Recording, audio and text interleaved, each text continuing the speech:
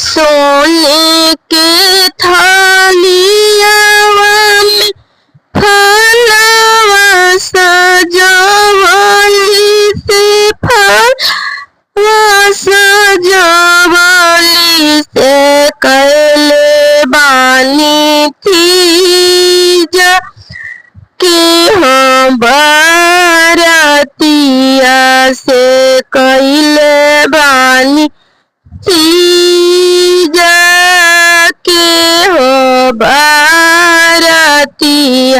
से पूजे जाइम शिव के हो मंदिरिया से पूजे जाइम शिव के हो मंदिरिया पूजिए उजिए हम मांग लिया शीशवा से मांग लिया शीशवा से शिव जी देलन हम होया शीशवा से शिव जी दिहलन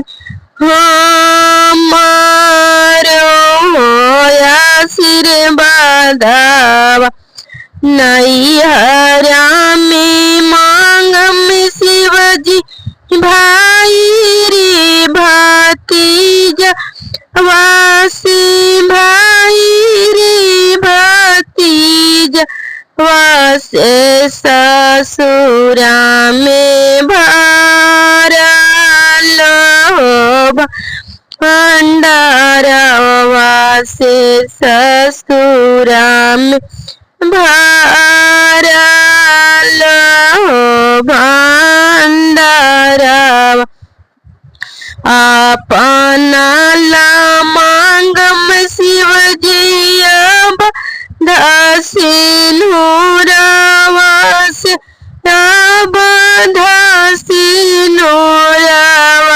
से जलमो जलमोयाही इबाद से जलमो जलमोयाही इबाद सोने के थालियावा में बेला के पतइया से बेला के पतइया से पूजे जाइम शिव के हो मंदिरिया से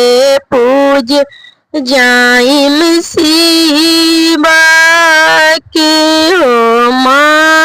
मंदिरिया पूजिए उजिए हम मांगलिया शिशिया से शिवजी दिहलन हम